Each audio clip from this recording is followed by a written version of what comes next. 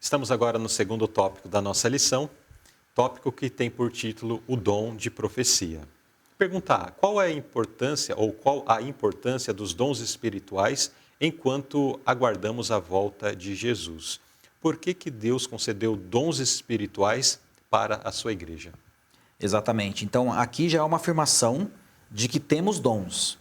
Porque, irmãos, leio, queridos que estão em casa também, às vezes a gente pensa assim, mas eu não tenho dom, eu não sei falar, eu não sei pregar, eu tenho vergonha de entregar um folheto, eu chego na igreja, eu vejo as pessoas cantando, eu não tenho coragem de ir lá na frente cantar, porque eu tenho vergonha e ainda não sei cantar.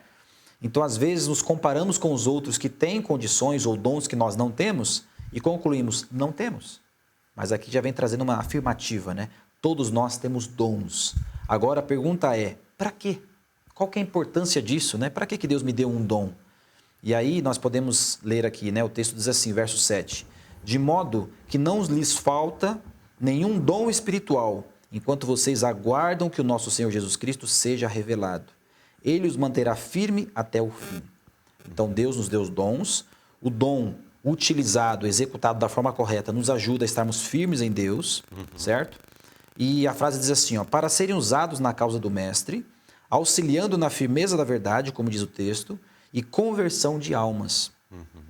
Lógico que muitas vezes vemos pessoas, ou até mesmo nós, utilizando Deus, o dom que Deus nos deu, de forma errada para Ele, mas de forma errada, e às vezes nem usa para Ele, usa para fora, né? Para o mundo. Quantos cantores hoje que nós conhecemos, e você vai ver a trajetória, eles falam assim, eu comecei a cantar lá na igreja da minha mãe quando era pequeno. Fui crescendo, crescendo, se tornando famoso, fazendo cursos técnica vocal e hoje está cantando música para o mundo. Então nós precisamos entender que Deus nos deu dons, mas com um objetivo, para o aprimoramento nosso e da sua igreja, né? Muito bem, então é importante entendermos, né, a questão de que todos nós temos dons. Às vezes tem pessoas que dizem, mas eu não tenho dom nenhum. Temos sim. Mas como descobrir? Quando apresento pregações relacionadas ao tema, né, deixo para o final esse ponto. Como descobrir o dom? E costumo exemplificar com o fato. Como que você descobriu que gosta de determinado alimento e não gosta de outros? Comendo, né? Se submetendo a uma situação onde você experimenta aquilo, né? Como que nós descobrimos nossos dons? Quando nós nos empenhamos e buscamos conhecer através de, será que eu tenho dom para cantar? Será que eu tenho dom para pregar o Evangelho? Nós precisamos nos submeter a situações onde somos expostos a isso, né? E aí o Senhor nos dá sabedoria, também nos capacita, né? E esses dons são dados conforme as necessidades. Enfim, eles nos ajudam a manter firmes na fé, conforme bem apresentado pelo irmão Rafael.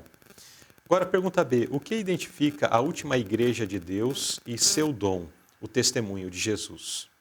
Muito bem, então a última igreja de Deus, a igreja remanescente, né? Aqui vem falando que ela tem uma marca, ela tem um sinal, ela tem uma característica especial, que é o testemunho de Jesus. E o verso 17 do capítulo 12 de Apocalipse diz assim, guardam os mandamentos de Deus e têm o testemunho de Jesus. Então já está falando que o povo que seria perseguido pelo dragão, aqui em profecia, né? Que é a igreja, então diz que ele tem o testemunho de Jesus.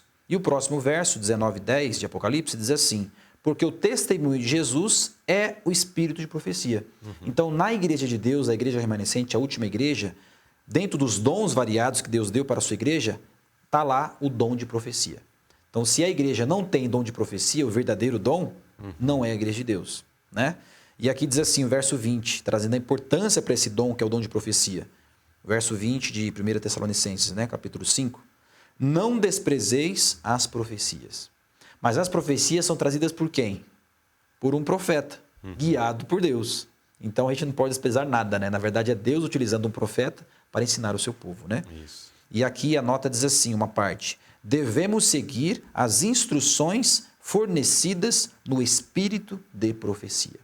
Então é importante isso, né? O meio que Deus usa para nos ensinar a sua verdade, né? Isso. Daí, de uma forma bem direta e objetiva, nós podemos declarar, né? As próximas notas também vão continuar acentuando esse aspecto, mas a gente já pode colocar aqui. Esse dom ele se manifestou através do ministério de Ellen White, né? Aí, da metade para o final do século XIX e início do século XX. E através de um ministério que foi muito frutífico, né? Deu muitos frutos, muitos escritos, muitos conselhos, explicações das verdades da palavra de Deus, um chamado ao arrependimento através desses escritos, né? Através daquilo que então foi revelado à irmã White. E é isso que nós conhecemos e temos chamado, né, como espírito de profecia, ou mesmo, existe uma outra expressão que é mencionada mais à frente, na nota da próxima pergunta, que fala testemunhos de seu espírito, né? Então, são revelações de Deus que ajudaram no desenvolvimento do adventismo a entender as verdades necessárias a serem resgatadas. Porque ao longo dos séculos aconteceu um distanciamento, mesmo no meio do protestantismo, das verdades bíblicas. Então chegamos a um tempo de restauração, como nós já vimos em lições anteriores, de 1844 para cá, onde as coisas deveriam ser restauradas. As lições anteriores focaram de forma específica a questão da alimentação, mas outros aspectos da doutrina bíblica que precisavam ser restaurados, pois o texto lá de Atos faz menção de que esses são os dias, né, da restauração de todas as coisas. Mas no meio de uma confusão teológica que se estabeleceu ao longo dos séculos, mesmo os grandes examinadores da Bíblia se encontravam confusos em relação a isto, né?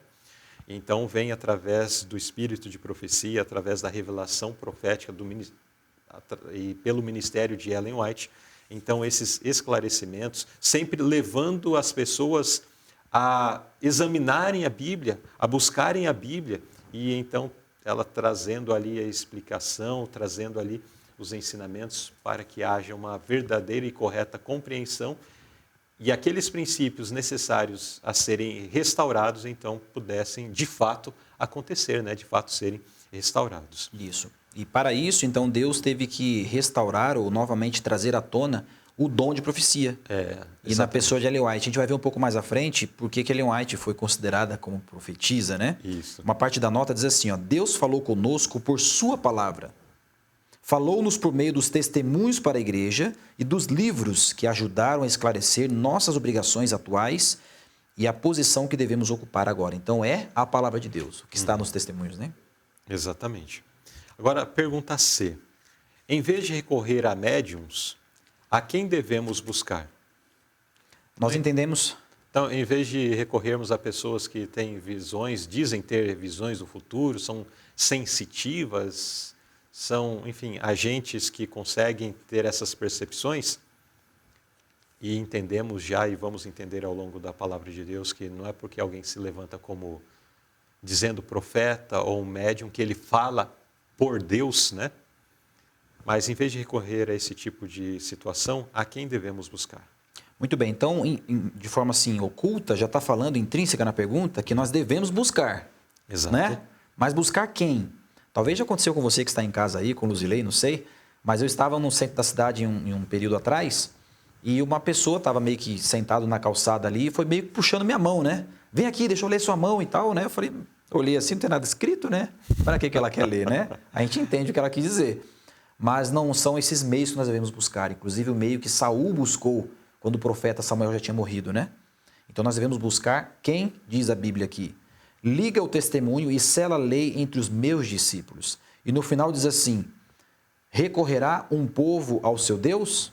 Essa deve ser então a nossa busca. Devemos buscar a Deus e não estes outros meios, tá certo? E nós sabemos que muitas vezes, hoje em dia, principalmente com esse avanço, esse crescimento dos problemas emocionais, os distúrbios emocionais, desequilíbrios, as pessoas querem buscar ajuda de uma forma desesperada, querem que o problema acabe, e aí buscam pessoas que não são as pessoas corretas, não são pessoas dirigidas por Deus, não são meios de Deus. E a nota diz assim, em sua providência, o Senhor achou por bem ensinar e advertir seu povo de várias maneiras, por ordem direta, pelos escritos sagrados e pelo espírito de profecia, ele lhes revela sua vontade. Você quer saber qual que é a vontade de Deus? Busque estes meios, a palavra de Deus, guias direcionados por Deus. E Ele vai te direcionar no momento que você quiser recorrer a alguma ajuda. Esse é o melhor caminho, né? E no final da nota diz assim, olha, preste atenção, nunca houve um tempo em que Deus tenha instruído o seu povo com tanta seriedade quanto o faz agora a respeito de sua vontade e do caminho que deseja que sigam. Assim, da mesma forma que Deus quer conduzir o seu povo pelo caminho correto, existe o inimigo de Deus que quer conduzir pelo caminho errado. Mas se nós estivermos em comunhão com Deus, a gente vai saber realmente o caminho a seguir, né? Muito bem. Então, vimos nesse segundo tópico acerca do dom de profecia, um dom presente na Igreja de Deus também nesses últimos dias, o qual nós devemos estar atentos, buscando, porque aqui fez menção, né? Devemos buscar. É uma necessidade, precisamos buscar orientações. Deus tem revelado a sua vontade, Deus tem revelado o seu plano para o seu povo nesses últimos dias através disso. E se negligenciamos, estamos negligenciando algo essencial para nós.